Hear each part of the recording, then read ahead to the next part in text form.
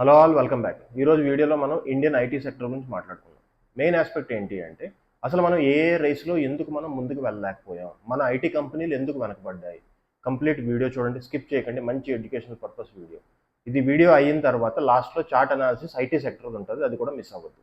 2021లో Wipro CEO ఒక ఆయన ఉండేవారు. ఆయన పేరు థియరీ డిలాపోర్ట్ అని. ఓకే, ఆయన సీఈఓ 2024 వరకు చేశారు. సో ఇప్పుడు మనం చూస్తున్న ఏదైతే భూమి ఉందో 2024 నుంచి స్టార్ట్ అయింది. కానీ ఇండియన్ సీఈఓ ఎవరైతే ఉన్నారో ఆయన ఏం చేశారంటే 2021లో $1 బిలియన్ ఇన్వెస్ట్మెంట్ ఓన్లీ ఏ ఆర్టిఫిషియల్ ఇంటెలిజెన్స్లో చేద్దామని ఆయన ఒక ప్రపోజల్ తెచ్చారనమాట. సో అదేమైంది, అదైతే మెటీరియలైజ్ అవ్వలేదు. కానీ ఆయన అలా పుష్ చేస్తూ ఉన్నారు. ఆయన ఏంటి 2024లో రిజైన్ చేశారనమాట. సో ఆయన రిజైన్ చేయడానికి కారణం ఏంటి అంటే ఈ ఐటీ సెక్టర్ ఏదైతే ఉందో ఏఐకి షిఫ్ట్ అవ్వట్లేదు అనేసి ఒక కారణం ఉందని అందరూ చెప్పుకుంటూ ఉంటారు. సో అంటే ఏంటి, మనం స్టెప్ అనేది 2021లోనే తీసుకున్నాం.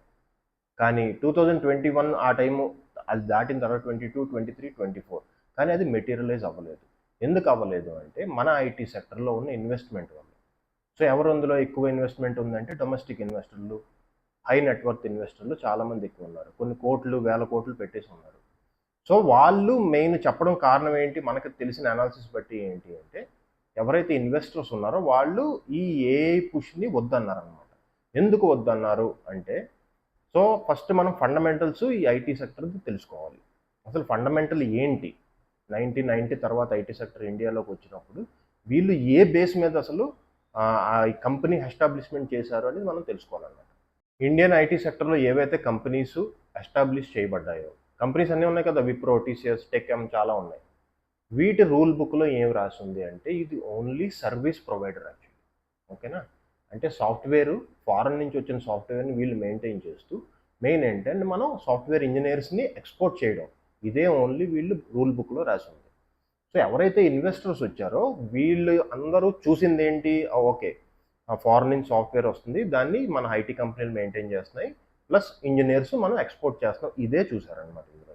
సో ఇందులో ఏంటి, రూల్లోనే ఎక్కడ ఏదైతే రూల్ బుక్ ఉందో, company rule book, IT sector rule book ఉందో వీళ్ళు ఫాలో అవుతున్నారో దానిలో ఎక్కడ ఆర్టిఫిషియల్ ఇంటెలిజెన్స్ గురించి కానీ మనం కొత్తగా ఏదైనా ఇన్నోవేషన్ చేద్దాం, ఆర్ఎండి డెవలప్ చేద్దామని ఎప్పుడూ లేదన్నమాట. సో ఎవరైతే ఈ సీఈఓ గారు ఈయన వచ్చి సడన్గా $1 బిలియన్ నేను ఇందులో ఇన్వెస్ట్ చేద్దాము అని అనుకున్నారో అప్పుడు ఏంటంటే అదంతా ఒక షాక్ తగిలింది అనమాట. ఏంటి నేను ఎలా మాట్లాడుతున్నారో, మన పని వేరు కదా అనేసి ఆలోచించారు. సో ఏంటి, ఫారెన్ కంపెనీలు అందరూ ఏంటంటే కొత్త కొత్తవన్నీ ఇన్నోవేషన్ చేసి సాఫ్ట్వేర్ వదిలేవారు. సో ఇక్కడే అవుతుంది, అదే సాఫ్ట్వేర్ మీద మనం పనిచేసేవాళ్ళు, వాళ్ళకి ఓన్లీ సర్వీస్ ప్రొవైడ్ చేసేవాళ్ళు. మెయిన్ ప్రాబ్లం ఏంటి అంటే ఇది. ఇందులోనే మనం ఇంకోటి అర్థం చేసుకోవాల్సింది ఏంటి అంటే 98 తర్వాత నుంచి ఇప్పుడు దాకా ఐటీ సెక్టర్ అంటే 2024 వరకు ఐటీ సెక్టర్ అనేది గుల్లో ఉంది. ఓకేనా, సో మనం ఏం చేస్తున్నాం, అది మనకి బాగా అలవాటు అయిపోయింది. ఇప్పుడు కూడా మనం ఏమంటున్నాం అంటే ఐటీ సెక్టరే పర్ఫార్మెన్స్ చేయాలి అనేసి మిగిలిన సెక్టర్ని మనం వదిలేస్తున్నాం. ఒక ఎగ్జాంపుల్ ఏంటంటే క్రికెట్ టీం చూద్దాం, పాత రోజులు చూసుకుందాం. సచిన్ టెండూల్కర్ గారు ఉండేవారు. ఆయన ఏంటి, best player, God of the cricket. మొత్తం కంట్రీ అంతా ఆయన మీదే డిపెండ్ అయిపోయింది. ఓకేనా, ఎప్పుడైనా ఆయన ఫెయిల్ అయ్యాడు అనుకోండి, ఒక మ్యాచ్లో ఫెయిల్ అయ్యి పొరపాటున మ్యాచ్ ఓడిపోతే ఏం చేస్తాం, మనం బ్లేమ్ అంతా సచిన్ టెండూల్కర్ గారి మీద వేసేవాడు. కానీ మిగిలిన దీని చుట్టూ ఇంకో 10 మంది ఉన్నారనేది మనం మర్చిపోయాం. ఇక్కడ కూడా మనం అదే చేస్తాం. ఓన్లీ మనం ఐటీ సెక్టర్లో ఇన్ని రిటర్న్స్ వచ్చాయి, ఇప్పుడు వీళ్ళు పర్ఫార్మెన్స్ చేయట్లేదు, ప్లస్ ఏఐకి అడాప్ట్ అవ్వలేదు అని మనం దాన్ని నిందిస్తున్నాం యాక్చువల్లీ. కానీ ఏం చేస్తున్నాం, మిగిలిన సెక్టర్లు ఉన్నాయి కదా, డిఫెన్స్ ఉంది, ఎఫ్ఎంసీజీ ఉంది, ఇంకా ఇన్ఫ్రాస్ట్రక్చర్ నుంచి బోల్డ్ ఉన్న ఎనర్జీ ఉన్నాయి, వాటిని ఎవ్వరూ పట్టించుకోవట్లేదు యాక్చువల్లీ. మనం అంతా మైండ్ అంతా ఐటీ సెక్టర్ మీద ఉండిపోయింది అనమాట. సో ఇప్పుడు పర్మనెంట్గా ఏ సెక్టర్ పర్ఫార్మెన్స్ ఇవ్వదు. ఐటీ సెక్టర్ ఇండియాకి చాలా చేసింది. సో వాళ్ళ రూల్ బుక్లోనే లేనిది, వాళ్ళ బ్లడ్లోనే లేనిది మనం ఏంటంటే కొత్తగా అడుగుతున్నాం అనమాట. దానివల్ల అదేంటి. సో మనం అర్థం చేసుకోవాల్సింది ఏంటి అంటే ఐటీ సెక్టర్ని మనం పక్కన పెట్టి ఇప్పుడు వేరే సెక్టర్ మీద కాన్సన్ట్రేట్ చేస్తే చాలా బాగుంటుందండి.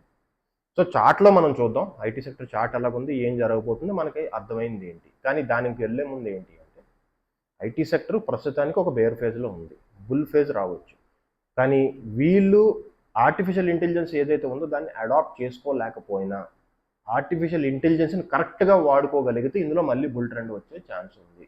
ఓకేనా, అర్థమైంది అనుకుంటున్నాను వీడియో. ఇప్పుడు చార్ట్ మీదకి వెళ్దాం. నిఫ్టీ ఐటీ అసలు ఎలా పనిచేస్తుంది, అసలు ఏంటి దీని ఫ్యూచర్ ఎలా ఉండబోతుందో ఒక ఐడెంటిఫై చేద్దాం. నిఫ్టీ ఐటీ సెక్టర్ చార్ట్లో ఉన్నాం. ఓకే, ఇది మంత్లీలో కదా నేను చూపిస్తున్నాను. ఇది చూడండి ఇక్కడ నుంచి, ఇదంతా ఈ ఏరియా 1996 నుంచి.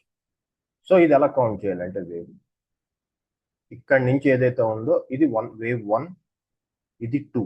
ఓకేనా, ఇక్కడ ఈ తర్వాత నుంచి ఇక్కడ నుంచి ఏదైతే ఉందో ఇక్కడ దాకా ఈ ఏరియా దాకా, అంటే ఇది ఎప్పుడు డిసెంబర్ 2024 వరకు వేవ్ 3. సో నెక్స్ట్ ఇంకో 2 వేవ్స్ ఉన్నాయి, వేవ్ 4, వేవ్ 5. ఓకేనా, సో ఇప్పుడు నేను ఇది జూమ్ చేస్తున్నాను. ఇది ఎప్పుడు డేటు ఇక్కడ చూడండి, డిసెంబర్ 2024లో వేవ్ 3 కంప్లీట్ అయిపోయింది. సో అంటే వేవ్ 4 ఇది అనమాట. వేవ్ 4 అంటే అర్థం ఏంటి, ఇది ఒక కరెక్షన్ అని అర్థం. సో ఇది ఏమవ్వాలి, ఇది ఏ, ఇది బి, ఇది సి అయ్యి ఇక్కడ నుంచి డైరెక్ట్ గా పైకి వెళ్ళిపోవాలి. దీన్ని జిగ్జాగ్ కరెక్షన్ అంటారు. ఇంకోటి ఏంటి, ఫ్లాట్ కరెక్షన్ అయితే ఏమవుద్దంటే ఇది ఏ, ఇది బి, ఇది సి, ఇది డి, ఇది ఈ. ఈ టైప్ లో ఇక్కడే కన్సోల్టేషన్ అయిపోతుంది. 2 రకాలు, ఇక్కడ నుంచి ఒకటి పైకి వెళ్ళిపోవడం, లేదంటే ఇదే ఏరియాలో కన్సోల్టేషన్ అవ్వడం అనమాట. రెండిట్లో ఏం జరుగుతుందో మనం చూద్దాం. సో కానీ ఇదేంటి, ఇది ఎప్పటి నుంచి, డిసెంబర్ నుంచి కదా 2024 అంటే ఇక్కడికి 1.5 year అయింది. సో నెక్స్ట్ ఇప్పుడు మనం చూడాల్సింది ఏంటి అంటే ఈ ఏరియా నుంచి కౌంట్ చేద్దాం మనం. ఓకేనా, ఇది ఎప్పుడు, ఈ క్యాండిల్ ఉంది కదా రెడ్ బిగ్ది, ఇది మంత్లీ క్యాండిల్, ఫిబ్రవరి 2026 నుంచి చూడండి. 26 నుంచి చూస్తే ఫిబ్రవరి 2026 నుంచి జూలై 2026 వరకు ఎన్ని, 6 bars అంటే 6 months అనమాట. మీరు అనుకుంటున్నట్టు ఐటీ సెక్టర్లో బుల్ ట్రెండ్ కావాలి అంటే ఈ పైన పాయింట్ ఉంది కదా ఏదైతే ఏరియా, ఎంత పెట్టాం మనం, 40,500 అనుకుందాం. ఈ ఏరియా అనేది డిసెంబర్ లోపల కట్ చేసినది. అంటే August, September, October, November, December 5 months, 5 monthly candles లో ఈ ఏరియా పైకి వెళ్తే మన బుల్ రన్ స్టార్ట్ అవుతుందని నియో వేవ్ ప్రకారం, ఇలియోటో వేవ్ ప్రకారం మనకి తెలుస్తుంది అనమాట. ఓకే, ఆల్రెడీ ఇంత కరెక్షన్ అయింది కాబట్టి ఛాన్సెస్ అయితే ఉన్నాయి. న్యూస్లు ఏవైతే ఉన్నాయో అవన్నీ తర్వాత వస్తాయి, ముందు అవన్నీ మర్చిపోండి. ఓకేనా, వీళ్ళు ఏ అడాప్ట్ చేసుకుంటున్నారా, సర్వీసెస్ కరెక్ట్ గా ప్రొవైడ్ చేస్తున్నారా, అది వేరే విషయం, అవన్నీ తర్వాత తెలుస్తాయి. అంతకన్నా ముందు మనకి చార్ట్లో అది వచ్చేస్తుంది. ఇప్పుడు ఏం చెప్పాను నేను, ఎయిదర్ ఇది ఇక్కడ నుంచి పైకి వెళ్ళిపోవడం, ఓకేనా, నెక్స్ట్ 4 months లోపల ఇది కట్ చేసేయడం పైకి వెళ్తే, అదర్వైజ్ ఇక్కడ కన్సోల్టేషన్ చేయడం. కన్సోల్టేషన్ చేస్తే మాత్రం అది మనం తర్వాత చూసుకోవాలి. నాకేమనిపిస్తుంది అంటే ఇప్పుడున్న చార్ట్ ప్రకారం ఇది కన్సోల్టేషన్ చేస్తాదేమో అనిపిస్తుంది.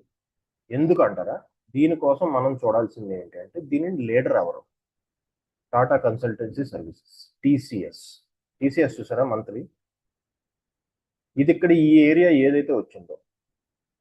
సో ఈ స్టాక్ ఈ చార్ట్ చేసిన బిగ్గెస్ట్ మిస్టేక్ ఈ ఏరియా, మిస్టేక్ అని చెప్పకూడదు, అది చార్ట్ అంతే.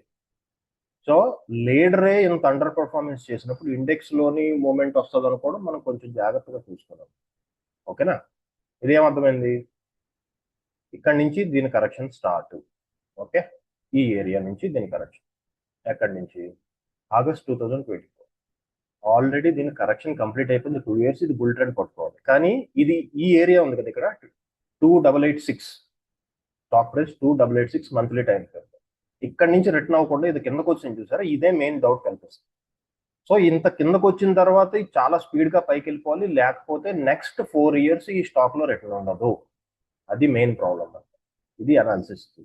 సో అంటే ఐటీ సెక్టర్లోని మనకి ప్రాబ్లం ఉంది, మనం తొందరపడాల్సిన అవసరం లేదు, కన్ఫర్మ్ ట్రేడ్ మనం తీసుకోవాలి అన్నమాట. సో టీసీఎస్ వల్ల మనకి ఏంటంటే తెలుస్తుంది ఏంటంటే ఇది ఐటీ సెక్టర్ కొన్ని రోజుల వరకు, కొన్ని నెలల వరకు ఇంకా ఇది నార్మల్ గానే సైడ్ వేస్ ఉంటుందని అనిపిస్తుంది. సో ఇది సేఫ్ సైడ్ రావాలంటే నిఫ్టీ ఐటీ సెక్టర్ వీక్లీ దానిలోకి వచ్చాను. సేఫ్ సైడ్ లోకి రావాలంటే ఈ ఏరియా కనబడుతుంది కదా ఇక్కడ మనకు, ఇదిగో ఇక్కడ రిటర్న్ లైన్ 3364, 33,624 ఇండెక్స్ లెవెల్లో ప్రైస్ ఈ పైకి వస్తే మనకు కొంచెం సేఫ్ సైడ్ అనమాట. దీని కిందన ఎప్పటి వరకు ఉందో మనం అసలు ఇన్వెస్ట్మెంట్కి వెళ్ళాల్సిన అవసరం లేదు. కానీ కొన్ని స్టాక్స్ ఉన్నాయి, స్టాక్ స్పెసిఫిక్ ఉన్నాయి, అవి మాత్రం కంపల్సరీగా బుల్ ట్రెండ్ కొనసాగించే అవకాశాలు ఉండొచ్చు. ఎందుకంటే చార్ట్ చెప్పినది అది, న్యూస్ సంగతి తెలియదు, న్యూస్ అది ఏమైనా అవ్వచ్చు, తర్వాత రావచ్చు, అది వేరే విషయం. కానీ చార్ట్ చూసి మనం ఇన్వెస్ట్ చేస్తాం కాబట్టి ఇదనమాట. సో ఏంటి అంటే ఇన్ని సంవత్సరాల నుంచి ఇది మూమెంట్ ఇచ్చేసరికి కరెక్షన్ అనేది జరుగుతుంది. మరి ఇన్ని సంవత్సరాలు మనం రిటర్న్స్ ఆశించకూడదు అనమాట. వేరే ఉన్నాయి, వాటిలో మనం ఆపర్చునిటీ వెతుక్కోవాలి. అంతేగాని నాకు ఐటీ సెక్టర్లోనే డబ్బులు కావాలంటే మాత్రం ఇది మనకే ప్రాబ్లం అవుతుంది.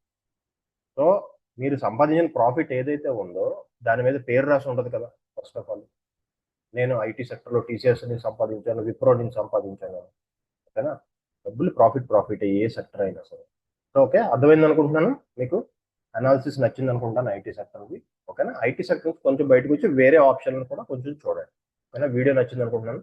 నెక్స్ట్ వీడియోలోని ఆర్టిఫిషియల్ ఇంటెలిజెన్స్ గురించి కంప్లీట్ సినారియో అనమాట. అసలు ఏం చేయాలి, అసలు ఎలాగుంటే బాగుంటుంది అనేసి ఒక వ్యూ గురించి మనం మాట్లాడదాం. Thank you.